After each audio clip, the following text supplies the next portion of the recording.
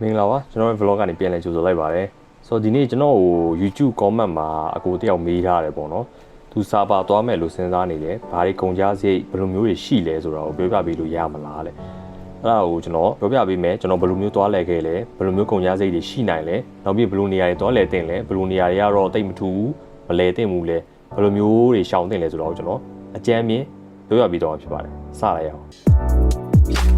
်โอเคကျွန်တော်တို့စာပါကိုတွားလဲတော့မယ်ဆိုရင်ပထမဆုံးအရေးကြီးတဲ့အရာကိုစပြီးစဉ်းစားရမယ်အဲ့ဒါကကျွန်တော်ယာဒီဥရုဖြစ်ပါတယ်တောင်ပေါ်မျိုးလေးဖြစ်တာနဲ့အညီကျွန်တော်တို့ပထမဆုံးယာဒီဥရုကိုစဉ်းစားရမယ်ကိုတွားတဲ့အချိန်ကမူရင်းဖြစ်နေတယ်သို့မဟုတ်ယာဒီဥရုမကောင်းတဲ့အချိန်ဖြစ်နေတယ်ဆိုရင်တွားလဲလေမထူဘူးပင်ပန်းပြီးတော့ငွေကုန်တာပဲရှိတယ်ပေါ့နော်ဘာ view မှမမြင်ရဘူးလဲလို့လည်းမကောင်းဘူးပေါ့နော်ဆိုတော့စာပါကိုတွားလဲမယ်ဆိုရင်တော့ကျွန်တော်အကြံပေးချင်တာကတော့လဲလို့အကောင်းတဲ့လ3လရှိရပေါ့နော်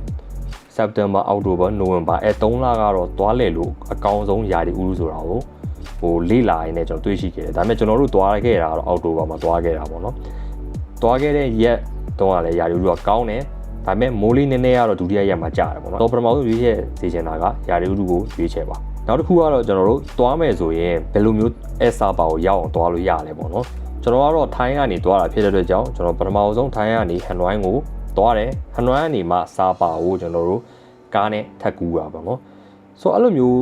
းထိုင်းကနေပြီးတော့စာပါကိုတန်းပြီးတော့လေချောင်းလိုက်နဲ့တွားလို့ရလားဆိုရင်မရဘူးပေါ့နော်စာပါမှာလေဝင်မရှိဘူးစာပါကိုရောက်လို့ရတဲ့နေရာနှစ်လမ်းပဲရှိတယ်ပေါ့နော်ဘတ်ကားစီးမလားဒါမှမဟုတ်ရထားစီးမလားပေါ့နော်အဲ့နှစ်ခုပဲကျွန်တော်ရွေးချယ်စရာရှိတယ်ဟန်နွိုင်းကနေတဆင်အဲ့ဒါကလည်းတွားရတာပေါ့နော်ဆိုတော့ဟန်နွိုင်းသူစာပါဘယ်လောက်ကြာလဲဆိုရင်6နာရီခွဲလောက်ကြာတယ်ကားစီးရင်ရထားနဲ့ဆိုရင်8နာရီခွဲလောက်ကြာတယ်ပေါ့နော်တော်တော်များလူငယ်တွေတွားကြတာကတော့ကားစီးတာတွားကြတာများတယ်ကားဥမှာကျွန်တော်တို့ရိုးဒီလိုမျိုးအန်စာတုံးပေါင်မုံကားလိုမျိုးစီးပြီးတွားတဲ့ဟာတွေရှိတယ်နောက်တစ်ခုကကျွန်တော်တို့လိုမျိုးအိတ်စင်စီးပြီးတော့တွားတဲ့ဘတ်ကားတွေလည်းရှိတယ်ပေါ့နော်ဆိုတော့အဲ့လိုမျိုးရွေးချယ်လို့ရတယ်ရထားကတော့ကျွန်တော်တို့မစီးခဲ့တာဖြစ်တဲ့အတွက်ကြောင့်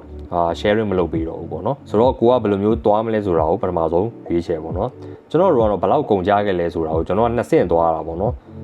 ကိုက VNN မှာရှိနေပြီးသားဆိုရင်ဟန်နွိုင်းမှာနေပြီးသားလူဆိုရင်တော့တစ်ဆင့်ပဲတွားရမှာပေါ့နော်တကယ်လို့ကိုကမြန်မာနိုင်ငံမှာလာမယ်ဆိုရင်လည်းမြန်မာကနေပြီးတော့ဟန်နွိုင်းကိုတစ်ဆင့်လာဟန်နွိုင်းကနေပြီးတော့စာပါကိုနောက်ထပ်ကားနဲ့ထပ်တွားပေါ့နော်2ဆင့်တော့တွားရလိမ့်မယ်ထိုင်းရဆိုရင်လည်းအဲ့လိုမျိုးပဲ2ဆင့်တွားရလိမ့်မယ်ပေါ့နော်ဆိုတော့ခီလန်းကတော့နည်းနည်းလေးပြင်ပန်းတယ်ကိုကဘာနဲ့တွားမလဲဆိုတာကိုဒုတိယအနေနဲ့စဉ်းစားတင်ပါတယ်ကျွန်တော်တို့ကတော့ညအိတ်ကားနဲ့ပဲတွားခဲ့တာဖြစ်ပါတယ်ဒါပေမဲ့ကျွန်တော်တို့ကညအိတ်ကားကိုမှမနက်ပိုင်းစီးခဲ့တာပေါ့နော်โอเคဆိုတော့ဒီကားအကြောင်းကိုပြောရင်ကားမှာသူတို့မှာနာမည်ကြီးပြီးကောင်းတဲ့ review ကောင်းတဲ့ကား2မျိုးရှိတယ်ပြောရရင်ကုမ္ပဏီ2ခုရှိတယ်ပေါ့နော်ပထမတစ်ခုကတော့ HK Business အစိမ်းရောင်လေးနဲ့နောက်တစ်ခုက G8 အပြာလေးနဲ့ပေါ့နော်ဆိုတော့အဲ့2ခုကတော့တော်တော်များများစီးကြတယ်နာမည်လည်းကြီးရ review လည်းကောင်းတယ်ပေါ့နော်ဆိုတော့ကျွန်တော်2ခုလုံး review လုပ်ပေးချင်တာပထမအသွားမှာကျွန်တော် G8 စီးလိုက်တယ်အပြန်မှာကျွန်တော် HK စီးလိုက်တယ်ဆိုတော့အဲ့2ခုကိုစီးတဲ့အချိန်မှာကျွန်တော်ဘယ်ဟာပိုကောင်းလဲဆိုတော့ပြောရရင်တော့ HK Business တို့ဒီအစိမ်းအောင်ကားကုမ္ပဏီကပိုကောင်းပါတယ်ဘယ်နေရာမှာပိုကောင်းသွားလဲဆိုရင်ကျွန်တော်တို့ HK Business ကကြတော့တနေရာမှာနားတော့မဲ့နေရာရောက်တော့မယ်ဆိုရင်သူကကြိုပြီးတော့ announce လုပ်ပြီးတယ်ကြိုပြီးတော့ကြေညာပေးတယ် speaker ကနေပြီးပေါ့နော်ဘယ်နေရာမှာရောက်တော့မယ်ဘယ်လောက်မိနစ်နားမယ်အပေါ်ဘားတွေတွားလို့ရလဲဆိုတာကိုသူကမရောက်ခင်မှာ speaker ကနေပြောပြပေးတယ် G8 မှာတော့ကျွန်တော်တို့အဲ့လိုမျိုးမပြောပြပေးဘူးပေါ့နော်ဆိုတော့အဲ့လိုမျိုးမပြောပြပေးတာဖြစ်တဲ့အတွက်ကြောင့်တခါလေကိုကအဲ့လိုမျိုးအိပ်ပျော်နေတာတော့ပါလို့ဆိုရင်ရောက်လို့ရောက်မှလည်းမသိဘူးမသိဘဲနဲ့ကိုကအိပ်ပျော်နေတယ်သူတို့ကလည်းလာမပြောပေးတာဖြစ်တဲ့ကြောင့်တစုံတယောက်ကကိုလာနိုးမှတိတဲ့အဖြစ်မျိုးတွေဖြစ်တတ်တယ်ပေါ့နော်ဆိုတော့အဲ့နေရာမှာတော်တော်လေးကိုကွာသွားတယ်ပေါ့နော်โอเคဆိုတော့ကားကိုရွေးချယ်တော့မှဆိုရင်တော့ကျွန်တော်တို့ HK Business ကိုရွေးချယ်စေချင်ပါတယ်နောက်ပြီးတော့ကားရွေးချယ်ပေးပြီးသွားပြီဆိုရင်တော့ကျွန်တော်တို့ဘယ်ချိန်သွားမလဲဆိုတာကိုစဉ်းစားရလိမ့်မယ်တော်တော်များအဲ့လိုမျိုးညအိတ်ကားနဲ့သွားကြတာကဒီညပိုင်းအိတ်တဲ့အချိန်ုံပဲသွားကြတာများတယ်ပေါ့နော်။ဘာကြောင့်လဲဆိုရင်အဲ့လိုမျိုးညအိတ်ကာကိုညလမ်းပေါ်မှာအိတ်သွားပြီးတော့မနက်ရောက်တဲ့အချိန်မှာတန်းလဲလို့ရတယ်ပေါ့နော်။ပြောရရင်တော့ဟိုတယ်ကတညမပုတ်တော့ဘူးပေါ့နော်။ကျွန်တော်တို့ကတော့ဟိုတယ်ကတညပုတ်သွားတယ်။ဘာကြောင့်လဲဆိုတော့ကျွန်တော်မနက်ကားစီးသွားတာပေါ့နော်။မနက်ပိုင်းစီးပြီးတော့ကျွန်တော်တို့ညနေလောက်မှရောက်တယ်ပေါ့နော်။ညနေလောက်ရောက်ပြီးတော့တခါရဲခဏနာဟိုတယ်ချက်အိမ်ဝင်ပြီးရင်ညစာထွက်စားပြီးတော့ဟိုတယ်မှာတရက်အိတ်ရတယ်ပေါ့နော်။ကိုသွားမဲ့အချိန်ကိုကြိုက်လို့ရွေးချယ်လို့ရတယ်သူတို့ရဲ့အချိန်တွေကတော်တော်လေးကိုများပါတယ်မနက်ပိုင်းထွက်တဲ့ကားနေ့လယ်ပိုင်းထွက်တဲ့ကားညတောင်မှညတကောင်ထွက်တဲ့ကားလည်းရှိတယ်ဆိုတော့အဲ့လိုမျိုးကြိုက်တဲ့အချိန်ကိုရွေးချယ်ပြီးတော့သွားလို့ရတယ်ဆိုတော့เนาะဆိုတော့ကားလက်မှတ်ကိုဝယ်ခြင်းတယ်ဆိုရင်ဘယ်မှာဝယ်ရမှန်းမသိရင်ကျွန်တော်အောက်မှာ link လေးထည့်ပေးထားတယ်ကားလက်မှတ်ဝယ်ရန်ဆိုပြီးတော့အဲ့မှာ link ကိုနှိပ်ပြီးတော့မှတခါတည်းကိုကြိုက်တဲ့အချိန်ကိုကြိုက်တဲ့ကုမ္ပဏီရွေးချယ်ပြီးတော့တော့ဝယ်လို့ရတယ်ပေါ့နော်ဆိုတော့ဒါကတော့တွားရေးလာရေးအတွက်ကျွန်တော်ပြောပြပေးတာဖြစ်ပါတယ် โอเคနောက်တစ်ခုကတော့နေရေးထိုင်ရေးဖြစ်သွားပြီပေါ့နော်ဆိုတော့စာပါရောက်ပြီဆိုရင်ကိုကဘယ်နှညနေမှာလဲပေါ့နော်ကျွန်တော်တို့ကတော့3ညနေခဲ့လိုက်တယ်ပေါ့နော်3ညဆိုတော့ပထမရက်ကကျွန်တော်ပြောပြလို့ပဲကျွန်တော်မနက်ကားစီးသွားတော့ညနေရောက်တော့အဲ့တညတော့လဲလို့မရဘူးပုတ်သွားတယ်ဟိုတယ်ကတညတော့ပေးလိုက်ရတယ်ပေါ့နော်တော်တော်များအဲ့စာပါကိုသွားရင်ကျွန်တော်တို့ညကားစီးတယ်နောက်နေ့မနက်ရောက်တယ်ရောက်တာနဲ့ breakfast စာဟိုတယ်မှာ luggage အပ်ပြီးတော့တန်းပြီးတော့သူတို့လဲကြရတယ်ပေါ့နော်အဲ့အတွက်ကြောင့်ဟိုတယ်ကတညလည်းမပုတ်ဘူးနောက်ပြီးအဲ့တရက်လုံးမနက်ပိုင်း6နာရီလောက်ရောက်တာဖြစ်တဲ့အတွက်ကြောင့်ကောင်းကောင်းအေးဆေးလဲလို့ရတယ်လဲပြီးွားရင်ညနေမှာကျွန်တော်တို့ဟိုတယ်မှာနားယူတယ်အဲ့တညအိတ်တယ်ပေါ့နော်နောက်နေ့လဲထက်လဲပြီးတော့မှကျွန်တော်တို့ည7နာရီကားနဲ့စီးပြီးတော့ပြန်ကြများတယ်ပြောရရင်တော့2ရက်တညအိတ်ခရီးစဉ်လိုမျိုးတွားကြတာများပါတယ်ဆိုတော့အဲ့လိုမျိုး2ရက်တညအိတ်ခရီးစဉ်ဆိုတော့နည်းနည်းလေးတော့ rush တယ်နည်းနည်းလေးပင်ပန်းတယ်ဒါပေမဲ့အချိန်လည်းမပုတ်ဘူးဘတ်ဂျက်လည်းချွေတာရတယ်ပေါ့နော်ကိုဘယ်နှညနေမလဲဆိုတော့စဉ်းစားပြီးသွားပြီဆိုရင်တော့ဘယ်မှာတဲမလဲဆိုတာကိုခေါင်းခဲမဲ့ကိစ္စလာပြီပေါ့နော်ကျွန်တော်စာပါမာဟိုတယ်အရန်များတယ်ဒါပေမဲ့များပြီမဲ့တကယ်နာမည်ကြီးကောင်းတဲ့ဟိုတယ်က3-4ခုလောက်ပဲရှိရပေါ့နော်ဆိုတော့အဲ3-4ခုဟိုတယ်ကလည်းအမြဲတမ်း booking ပြည့်နေတတ်တယ်ဆိုတော့ကိုကတကယ်လို့သွားမယ်စဉ်းစားတိုင်းအနီးကပ်မှ booking လုပ်တာတဲ့စာရင်3-4လလောက်3-4လလောက်ကြိုပြီးတော့ booking လုပ်တာပို့ပြီးတော့တေးကြတယ်ကျွန်တော်တို့ကဆိုရင်ကက်ပြီးမှ booking လုပ်လာဖြစ်တဲ့အတွက်နာမည်ကြီးရဲ့ hotel 3ခုလောက်က booking full ပေါ့နော်လုံးဝပြည့်နေတယ်ကျွန်တော်သွားလို့လည်းမရဘူးပေါ့နော်နောက်ဆုံးကန်ကောင်းပြီးတော့မှဒီ Cat Village Resort မှာကျွန်တော်အခန်းတစ်ခန်းလေးရလိုက်တယ်နောက်ဆုံးခန်းပေါ့နော်အဲခန်းလေးကိုပဲကျွန်တော်တဲဖြစ်သွားတယ်ပေါ့နော်ဆိုတော့ကျွန်တော်တဲခဲ့တဲ့ Cat Village ကိုအရင်ပြောလိုက်မယ် Cat Village Resort and Spa ကဟိုတယ်ကတော်တော်လေးလာတယ်ဗျ။သူက lobby ကအောက်မှာကျွန်တော်ဟိုတယ်ကကျတော့ဘန်ဂလိုလေးနေအပေါ်မှာပေါ့နော်ပြောရရင်တောင်ဆောင်အဲ့လိုတောင်ပေါ်မှာသူကဒီဆောက်ထားတဲ့ design landscaping တွေကလည်းတော်တော်လေးလာတယ်သူက lobby ကနေဟိုတယ်ကိုခန်းကို baggy လေးနဲ့လိုက်ပို့တာပေါ့နော်ဆိုတော့အဲ့လိုမျိုး baggy လေးနဲ့လိုက်ပို့ပြီးတော့ view တွေကြားထဲမှာကျွန်တော်တညတာတဲကိုခွင်တော့ရလိုက်တယ်ပေါ့နော်အဲမှာတဲကျင်နေဆိုရင်လည်းကျွန်တော်အောက်က link မှာတခါလေးထည့်ပေးရတယ်အဲ link ကိုဝင်လိုက်တာနဲ့အဲ hotel တန်းရောက်ပြီးတော့ကိုတဲကျင်တဲ့ရုပ်ကြွေးပြီးတခါလေးတဲလိုက်လို့ရတယ်ပေါ့နော်နောက်ပြီးတော့တခြားနာမည်ကြီးရဲ့ hotel 3ခုလောက်ရှိတယ်ပထမတစ်ခုကတော့အရန်နာမည်ကြီးရဲ့အဲ hotel လှဈေးလည်းအရန်ကြီးမြို့ထဲမှာပေါ့နော်အဆောက်အုံကြီးကကျွန်တော်တို့ဒီပြောရရင်တော့ Europe design ပါညာနဲ့အဲ့လိုမျိုးအဆောက်အုံ hotel ပေါ့နော်ဆိုတော့အဲ hotel ကနာမည်အရန်ကြီးတယ်ကြီးတလောက်သူကလှတယ်ပေါ့နော်ဒါပေမဲ့ကျွန်တော်တို့ကတော့မတဲလိုက်ဘူးဘာလို့ဆိုမတန်ဘူးပေါ့နော်ဆိုတော့အဲ hotel မြို့ထဲမှာ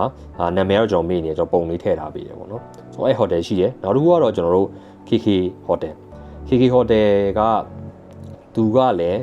ပြောရရင်ဒီတောင်ဆောင်မှာပဲစောက်ထားတာ hotel ကအဲ hotel ရဲ့ view ကလည်းတော်တော်လှတဲ့အတွက်ကြောင့်အများနဲ့ booking ပြည့်နေတတ်တယ်နောက်တစ်ခုကတော့ကျွန်တော်တို့ PAO hotel PAO ဆိုတဲ့ hotel ပေါ့နော်အဲ hotel လည်း KK hotel နဲ့မသိမရင်းနီးနားမှာပဲပေါ့နော်သူလည်းတောင်ဆောင်မှာပဲဆိုတော့အဲ hotel နှစ်ခုရှိတယ်အဲဈေးနှုန်းတွေကလည်းတညကိုဘတ်2000ကနေ3000အစားပေါ့နော်ကိုကအရန်ကောင်းတဲ့အခန်းအကျယ်ကြီးလို့နေတယ်ဆိုတော့ဘတ်9000 6000ရှိရပေါ့နော်ဆိုတော့အနည်းဆုံးကတော့ကျွန်တော်2000လောက်ကစပြီးခံမှန်းလို့ရတယ်2000 3000ပေါ့နော်အဲ့လိုခံမှန်းလို့ရတယ်ကျွန်တော်ခုနပြောတဲ့ Cat Village and Resort မှာကျွန်တော်တဲခဲ့တာတော့2500ပတ်ချလေးလောက်ပေးခဲ့ရတယ်ပေါ့နော်ကျွန်တော်ဟာတာတစ်ခုတော့ရိုက်ထားလေးရပေါ့နော်သူရဲ့အိမ်နာ view လေးကလှလို့ဆိုပြီးကျွန်တော် TikTok နဲ့ YouTube မှာကျွန်တော်ဟာတာလေးတင်ထားတယ်ပေါ့နော်အဲအခန်းပေါ့နော်အဲ့ဒါ Cat Village and Resort မှာရှိတဲ့အိမ်နာရဲ့ view အခန်းလေးပေါ့နော်ကိုကတကယ်လို့အဲ hotel ကြီးဈေးကြီးတယ်ဒါတော့ကြီးမတဲချင်ဘူးလူထဲမှာလည်းတဲချင်တယ်နည်းနည်းကောင်းကောင်းကန်တန်လေးနဲ့quality ကောင်းကောင်းတဲချင်တယ်ဆိုတော့ကျွန်တော်ပထမနေ့ညမှာတော်တဲခဲ့တဲ့ဒီ hotel ကတော်လေးကိုအဆင်ပြေတယ် hotel ကလေမြို့ထဲတောင်းမှာဆိုကိုဘယ်နေရာကိုသွားဆန်ဝေါ်ဖန်စီရှင်တဲ့နေရာကိုသွားမလားဒါမှမဟုတ်မြို့ထဲညပွဲကိုရှောက်သွားမလား hotel ကနေ9မိနစ်လောက်ထွက်လာရင်ရောက်ပြီပေါ့နော်ဆိုတော့အဲ hotel ကတောင်းထဲမှာဆိုတော့ဒီ hotel ကတညကိုဘတ်1000ကျော်လောက်တော့ပေးရတယ်1100 200ပေါ့နော်အဲ့လောက်ပေးခဲ့ရတယ် hotel quality ကတော်တော်ကောင်းတယ်သူကဖွင့်လာသိမကြသေးဘူးထင်တယ်ပေါ့နော်သုံးထားတဲ့ပစ္စည်းတွေကလည်းအကုန်လုံးအသစ်တွေပဲရှိနေတယ်တန်လည်းတက်ရက်တယ်အဲ hotel လေးကိုတဲနေတယ်ဆိုရင်လည်းကျွန်တော်အောက်မှာ hotel တွေတစုတဲ့အကုန်လုံး link တစ်ခုချင်းစီကျွန်တော်ထည့်ထားပေးပါတယ်ကိုကြိုက်တဲ့ hotel ကိုရွေးချယ်ပြီးတော့ကိုသွားချင်တဲ့ရက်ကိုရွေးချယ်ပြီးတော့ book လုပ်ပြီးတော့သွားလိုက်ရုံပါပဲဒါတော့ hotel တွေဖြစ်ပါတယ်ကျွန်တော်ပထမရက်ကိုပြောပြမယ်ပေါ့နော်ပထမရက်ကကျွန်တော်ထွေလူပြောပြစရာတော့မရှိဘူးကျွန်တော်တို့ကတော့ရောက်ချင်းပဲအဲ့မှာနာမည်ကြီးရဲ့သူတို့ရဲ့ local ပေါ့နော် VNM မှာကျွန်တော်တို့ hot pot တွေအရန်စားတာများတယ်သူတို့ကကြတော့ကျွန်တော်ငါးအစိမ်းကိုအလွာလေးလွာထားပြီးတော့ငါးလေးပြုတ်ပြီးရင်သူတို့ပေးထားတဲ့အရွက်လေးပြုတ်ပြီးတော့ပြောရရင်အဲ့လိုမျိုးအသားတစ်ခုနဲ့ပဲသူတို့ကပြုတ်စားတာပေါ့နော်အဲ့ဒါကို hot pot သူတို့စားကြတာများတယ်ဆိုတော့ကျွန်တော်ပထမရက်မှာတော့ညစာကိုသူတို့ရဲ့နာမည်ကြီး review လဲကောင်းတဲ့ဆိုင်မှာတော့စားခဲ့တယ်ဆိုတော့အဲ့ဆိုင်လေးကဒီဇိုင်းဖြစ်ပါတယ် ဆိုတော့အဲ့ဆိုင်ကကျွန်တော်တော်တော် recommend လုပ်ပေးခြင်းတယ်ပေါ့နော်ဆိုတော့တော်တော်လေးစားလို့ကောင်းတယ်အရန်ကိုအရတာကောင်းတယ်အရေးကလည်းအရတာတော်တော်မိုက်တယ်ပေါ့နော်ဆိုတော့ရောက်ရင်အဲ့ဆိုင်လေးမှာတော့ try ကြည့်ပါအားလုံးအဆင်ပြေတယ်ဆိုတော့ဒါတော့ကျွန်တော်ပထမရက်ပေါ့နော်ဆိုတော့ဒုတိယရက်ကိုပြောပြမယ်ဒုတိယရက်ကိုကျွန်တော်တို့ဘယ်ကိုသွားလဲခဲ့လဲဆိုရင် fancy band ကျွန်တော်တို့ San Wall fancy band သွားလဲခဲ့တယ်နောက်ပြီးရင် Alpine Coaster သွားစီးခဲ့တယ်ပေါ့နော်ဆိုတော့စာပါကိုသွားလဲမယ်ဆိုရင်မသွားမဖြစ်သွားမယ်နေရာက3ခုလောက်ပဲရှိရပေါ့နော်ကျွန်တော်ခုနပြောတဲ့နေရာ San Wall fancy band ဆိုတဲ့နေရာပေါ့နော် social media မှာလည်းတွေ့ဘူးနေကြနေရာတွေပေါ့နော် cable car စီးပြီးတော့တောင်တွေပေါ်ဖြတ်သွားတယ်တိမ်တွေပေါ်ရောက်သွားတဲ့နေရာလေးပေါ့နော်ဆိုတော့အဲ့နေရာတော့မသွားဖြစ်သွားတဲ့နေရာပါဒုတိယတစ်ခုကတော့ကျွန်တော်တို့ glass bridge လို့ခေါ်တယ်ပေါ့နော် glass bridge ကတော့ကျွန်တော်မှန်တရားရှိတဲ့နေရာပေါ့နော်ဆိုတော့အဲ့မှန်တရားရှိတဲ့နေရာသွားဖို့ကလည်းယာရီဥတုကောင်းမှသွားလို့ရတယ်ယာရီဥတုကောင်းမှ view ကလည်းလှမှာပေါ့နော်ကျွန်တော်တို့ကတော့ glass bridge ကိုမသွားလိုက်ဘူးပေါ့နော်နောက်တတိယတစ်ခုကတော့ကျွန်တော် Cat village ဆိုတာရှိတယ် Cat village ဆိုတာကဘေးပတ်လည်မှာတောင်လေးပတ်လည်ဝင်ရထားတဲ့အလယ်မှာရှိနေတဲ့ရွာလေးတစ်ရွာလိုပုံစံမျိုးလေးပေါ့နော်အဲ့ရွာတော်တော်လေးကိုလှတယ်စမ်းချောင်းလေးတွေရောနောက်ပြီးရင်ကျွန်တော်တို့ရေတကွန်လေးတွေရောဒီတက်သားအိမ်လေးတောင်ပေါ်အိမ်လေးတွေမျိုးတွေရောသူတို့ရဲ့မျိုးနွယ်စုရဲ့ရိုးရာစတိုင်လောက်ထားတဲ့နေရာလေးပေါ့နော်ဆိုတော့အဲ့နေရာလေးကိုလည်းကျွန်တော်သွားလဲခဲ့တယ်ဟောအဲ့နေရာဘယ်လိုလူမျိုးတွေသွားလဲတင်လဲဆိုရင်ကျွန်တော်တို့ကောင်မလေးတွေဓာတ်ပုံရိုက်တဲ့နေရာလို့ပြောရင်လည်းမမာဘူးပေါ့နော်ဆိုတော့အဲ့ကိုသွားလဲလူတော်တော်များများကသူတို့ရဲ့ရိုးရာဝတ်စုံလေးတွေကိုငားဝဲပြီးတော့အမှအလားဓာတ်ပုံလေးတွေရိုက်ကြတာများတယ်ပေါ့နော်ဆိုတော့အဲ့ဒါတော့ Cat village ပါလာတယ်ဒါပေမဲ့မသွားမဖြစ်နေရလားဆိုတော့မဟုတ်ဘူးပေါ့နော်နောက်တစ်ခုကတော့ကျွန်တော်ခုနပြောတဲ့ Alpine Coaster ပေါ့နော်ကျွန်တော်သွားစီးခဲ့ Alpine Coaster ဒီ Alpine Coaster ကသွားလဲရတယ်မသွားလဲရတယ်တန်လားဆိုအရင်မတန်ဘာလို့ဆို Alpine Coaster ကိုသွားဖို့ဆိုရင် तू ကမြို့တွေကနေ15မိနစ်လောက်တက်စီစီးရတယ်ပေါ့နော်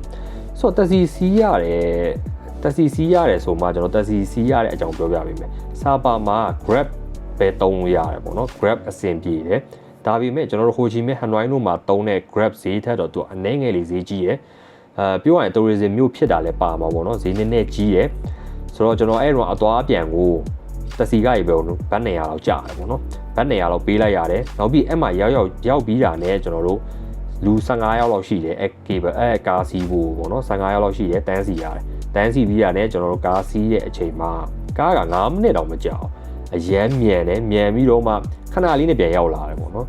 ဆိုတော့ပြောရရင်တော့အရန်ကြီးမတင်းတိမ်ခဲ့ဘူးပေါ့နော်ထက်စီးခြင်းနေတာဒါပေမဲ့အဲ့လိုထက်စီးခြင်းနဲ့စိတ်ကိုသူတို့အလကားပေးမစီဘူးနောက်တစ်ခါထက်စီးမယ်ဆိုရင် 50% discount နဲ့လက်မှတ်ထပ်ဝယ်ရတယ်ပေါ့နော်ဆိုတော့ကျွန်တော်တို့ကတော့တစ်ခါပဲစီးခဲ့တယ်ကိုကကျွန်တော်ခုနပြောလို့မတင်းတိမ်လို့ထက်စီးခြင်းနဲ့ဆိုရင်တော့လက်မှတ်ထပ်ဝယ်ပေါ့နော်မစီးဘူးတဲ့လူတွေဆိုရင်တော့သွားစီးပေါ့နော်တစ်ခေါက်လောက်တော့ကိုကအရင်တော့တခြားနေရာမှာလည်း Alpine Coaster စီးဘူးတယ်ဒါနန်းတို့ဒါလက်တို့မှာ Alpine Coaster စီးဘူးတဲ့လူတွေဆိုရင်တော့ကျွန်တော်တို့အမှထွေထူးသွားစီးစရာမလိုတိတ်မတန်ဘူးပေါ့နော်ဒါတော့ Alpine Coaster ပါနောက်တစ်နေရာကတော့ကျွန်တော်တို့အဲ့မှာနာမည်ကြီးတဲ့ coffee ဆိုင်လေးတစ်ဆိုင်ပေါ့နော်ဆိုတော့အဲ့ coffee ဆိုင်မှာလည်းကျွန်တော်တို့ hotel ရှိအဲ့ hotel မှာတဲလဲရတယ်သူကအောက်မှာ coffee ဆိုင်လေးလုပ်ထားတာပေါ့နော်ဆိုတော့အဲ့ coffee ဆိုင်ဘာနာမည်ကြီးလဲဆိုရင်ခုနပြောတဲ့ San Wall fancy band သွားတဲ့ယထာ cable ကားကိုအဲ့ coffee ဆိုင်ကနေလှမ်းပြီးမြင်နေရဆိုတော့အဲ့ view လေးကိုကြည့်ချင်တကူးတကသွားပြီးတော့ဟို social media မှာရိုက်ချင်တဲ့အတွက်ကြောင့်အဲ့ coffee ဆိုင်လေးကလူတွေအများပြည့်နေတယ်ပေါ့နော်ကျွန်တော်တို့ကတော့အဲ့ coffee ဆိုင်ကိုဒုတိယနေ့မှာသွားပြီးတော့ကြည့်ခဲ့တယ်ကျွန်တော်တို့တော့ယထာကိုတော့တစ်ခါလောက်တော့တွေ့လိုက်တယ်ပေါ့နော်နောက်ပိုင်းယထာတွေကတော့တွေ့ရဒါပေမဲ့ clear မဖြစ်ဘူးမြူတွေအုပ်ဆိုင်ပြီးတော့ယထာဟိုနည်းနည်းမြူတွေကွယ်နေတယ်ပေါ့နော်โอเคဒါကတော့ကျွန်တော်နာမည်ကြီးရဲ့နေရာတွေပေါ့နော်တကယ်လို့မှကိုကကျမ်းမာရေးလည်းကောင်းတယ်ဒီထက်လည်းပိုပြီးတော့ adventure လည်းလုပ်ချင်တယ်ဆိုတော့အဲ့မှာတောင်တက်တာတို့အဲ့လိုမျိုးလမ်းလျှောက်တာတို့ trekking လုပ်တဲ့ activity တွေလည်းရှိတယ်ပေါ့နော်အဲ့ဒါတွေလည်းတော့ join လို့ရတယ်ကျွန်တော်တို့ကတော့အဲ့လိုမျိုးတွေမ join ခဲ့ဘူးဘာလို့ဆိုအရန်ပင်ပန်းတယ်ပေါ့နော်အဲ့လိုမျိုးอ่ะဆိုတော့ San Wall fancy band သွားမယ်ဆိုရင်ကုန်ကြစရိတ်ဘယ်လောက်ရှိလဲပေါ့နော် San Wall fancy band သွားတော့ကုန်ကြစရိတ်ကလက်မှတ်ဘိုးကြီးပဲကိုကျွန်တော်တို့ဘတ်1000ကျော်လောက်ရှိမယ်ပေါ့နော်ကျွန်တော်ကြိုပြီးတော့ဝယ်သွားတာနောက်ပြီးတော့ကျွန်တော်ကဒီထိုင်းရဲ့ဘန်ကန်နဲ့ရှင်းတာဆိုတော့ဘတ်နဲ့ပဲကျွန်တော်ကပြောလိုက်မယ်ပေါ့နော်ဘတ်1000ကျော်လောက်ရှိမယ်ပြီးအဲ့1000ကျော်မှာဘာကြီးပါလဲဆိုရင် cable ကားစီးရတွေပါမယ်သူက cable ကားအောင်မှာ3ခါစီးရတာပေါ့နော်ကျွန်တော်တို့ဒီအောက်ကနေပြီးတော့ cable မိနစ်20စီးရတဲ့ cable ကားပါမယ်နောက်ပြီးအပေါ်ရောက်ရင်ကျွန်တော်တို့နောက်ဟိုတောင်ထိပ်ကိုထပ်တက်ဖို့အမြင့်ဆုံးနေရာထပ်တက်ဖို့အတွက်ကျွန်တော်တို့ယထာအတူလေးစီးရတယ်အဲ့ထားလေးပါတယ်အဲ့အပေါ်ကနေပြန်ဆင်းလာတဲ့ဟာခုန cable အပြန်အဲ့ဒါကြီးအသွားပြန်နေအကုန်ပါတယ်ပေါ့နော်ဆိုတော့အဲ့ဒါအပါဝင်မှာကျွန်တော်အတိအကျတော့မမှတ်မိတော့1000ကျော်လောက်တော့ကြာမယ်ပေါ့နော် အဲ့1000ကျော်အပြင်ကျွန်တော်ဘာကုံသွားသေးလဲဆိုရင်သွားတဲ့လူအရန်များပြီးတော့ cable car စီးရဲ့နေရာမှာလူအရန်ကျနေတာဖြစ်လို့ကျွန်တော်ကတော့ VIP pass ဆိုတဲ့ wow pass ကိုဝယ်လိုက်ရတယ်ပေါ့နော် wow pass ကိုဝယ်ပြီးတော့မှသွားခဲ့တယ် wow pass ကတော့အပိုကုန်ကျသွားတာပေါ့နော်တကယ်လို့ကိုကတန်းစီခြင်းနဲ့တန်းစီနိုင်တယ်ဆိုရင်တော့အဲ့ဒါဝယ်စရာမလိုဘူးပေါ့နော်တန်းစီပြီးတော့သွားရုံပဲဆိုတော့နောက်ပြီးကျွန်တော်အရေးကြီးတဲ့ tips တစ်ခုပေးချင်တာပေါ့နော် fancy ပုံသွားမယ်ဆိုရင်မနက်ပိုင်းလူများတဲ့အချိန်ကိုတိတ်မသွားနိုင်နေ့လယ်ပိုင်းကိုသွားအောင်ပေါ့နော်နေ့လယ်ကျွန်တော်အပေါ်ကနေပြန်ဆင်းလာတဲ့အချိန် cable car ကိုမှကြည့်လိုက်ရင်အသက် cable car တွေမှာလူတွေကနည်းနည်းလေးပဲပါတာဗျနည်းနည်းလေးပဲပါတယ်ကြက်တက်မနေဘူးကျွန်တော်တို့ကဆိုရင်မနက်8ခွဲ9လောက်ကြီးဆိုတော့အသွားလူတွေအရန်များတယ်များတော့ cable car ထဲမှာလည်းလူကအယောက်20လောက်ရှိတယ်အယောက်20လောက်ကြီး cable car စီးရဆိုတော့ပြောရရင်တော့ view လည်းတိတ်မမြင်ရဘူးလူတွေကလည်းအရန်များတယ်ဆိုတော့လုံးလုံးလည်းတိတ်မရှိဘူးပေါ့နော်ဆိုတော့လူရှင်တဲ့အချိန်သွားရင်လည်းဆိုရင်တော့နေ့လယ်ပိုင်းသွားပါတော့နေ့လယ်တနားရီလောက်သွားပါတော့အဲ့ချိန်ကျရင်ကျွန်တော်တို့လူလဲရှင်းတယ်ကိုယ့်ကို AC cable car မှာချောင်းချောင်းရှိနဲ့ view လေးခံစားရင်သွားလို့ရတယ်ပေါ့နော်ဆိုတော့ကျွန်တော်တတိယနေ့မှာကျွန်တော်ဘယ်သွားခဲ့လဲဆိုရင်ခုနပြောတဲ့ Kaka Village သွားခဲ့တယ် Kaka Village သွားပြီးတော့ကျွန်တော်တို့ဓာတ်ပုံတွေပါတယ်သွားရိုက်ကျွန်တော်တို့သူရိုးရဝဲဆောင်လေးနဲ့ဓာတ်ပုံရိုက်ပြီးတော့နေ့လယ်ခင်းမှာ coffee ဆိုင်ကိုကျွန်တော်သွားခဲ့တယ် Okay ဒါကတော့ကျွန်တော်စာပောက်သွားခဲ့တဲ့3ရက်တာမှာဖြတ်တန်းခဲ့တဲ့ဟာလေးအကြမ်းမြင့်ပေါ့နော်အသေးစိတ်ပြောရင်တော့အများကြီးပဲစားတောက်ဆိုင်တွေကလည်းကျွန်တော်တို့အဲ့မှာစားခဲ့တာ hot pot ဆိုင်ရှိတယ်ဟိုအကင်ဆိုင်လေးတွေရှိတယ်မြို့ထဲမှာရောင်းတဲ့အကင်ဆိုင်လေးတွေပေါ့နော်အဲ့လိုမျိုးတွေတော့စားခဲ့တယ်ဈေးကတော့ကြီးအကင်တော့မစားနဲ့ရတာလည်းမကောင်းဘူးတန်လည်းမတန်ဘူးပေါ့နော်ဒါကျွန်တော်အကြမ်းမြင့်ပြပြလိုက်တာဖြစ်ပါတယ်ဆိုတော့ကိုကစာပောက်သွားမယ်လို့စဉ်းစားနေတဲ့လူရှိရင်တော့ဟိုလူငယ်ဆိုရင်တော့ကျွန်တော်သွားစေချင်တယ်သွားဖို့လည်းတိုက်တွန်းတယ်ကိုကတကယ်လို့လူကြီးအသက်50 60လောက်ဆိုရင်ပြင်ပန်းလည်းတိတ်မခံနိုင်တဲ့လူကြီးပိုင်းအရွယ်တွေဆိုရင်တော့စာပါသွားရင်တော့တော်တော်လေးကိုပြင်ပန်းမယ်။ဘာကြောင့်ပြင်မလဲဆိုရင်ခုနဟန်နွိုင်းကနေစာပါကိုစီးတဲ့ကား6ခွဲလောက်ကြာတယ်ပေါ့နော်။အဲကားကနည်းနည်းလေးပြင်ပန်းနိုင်တယ်ပေါ့နော်။ကျွန်တော်လူငယ်တောင်မှနည်းနည်းလေးကားမူးတာတို့ဟိုပြောရရင်နှုံးတာတို့ဖြစ်တယ်ပေါ့နော်။ဆိုတော့လူကြီးဆိုရင်တော့ပို့ပြီးတော့ပြင်ပန်းပါလိမ့်မယ်။ Okay ဒါကတော့ကျွန်တော်စာပါသွားခဲ့တဲ့အတွေ့အကြုံလေးကိုပြောပြပြီးတော့ဖြစ်ပါတယ်ကျွန်တော်အသေးစိတ်ပြောပြရင်တော့ဒီဗီဒီယိုကလည်းအရင်ရှည်သွားမှာပေါ့နော်အခုတော့တော်တော်ရှည်နေပြီပေါ့နော်စာပါသွားလဲခြင်းတဲ့လူတွေဆိုရင်တော့ကျွန်တော်အနည်းချုပ်ပြောရင်တော့သွားလဲကြည့်ပါတကယ်လဲလှတယ်တကယ်လဲကောင်းပါတယ်ဒါပေမဲ့နည်းနည်းတော့အပင်ပန်းခံရမယ်ပေါ့နော်โอเคနောက်ထပ်ဗီဒီယိုတွေမှာပြန်လဲဆုံတွေ့ပါအောင်မယ်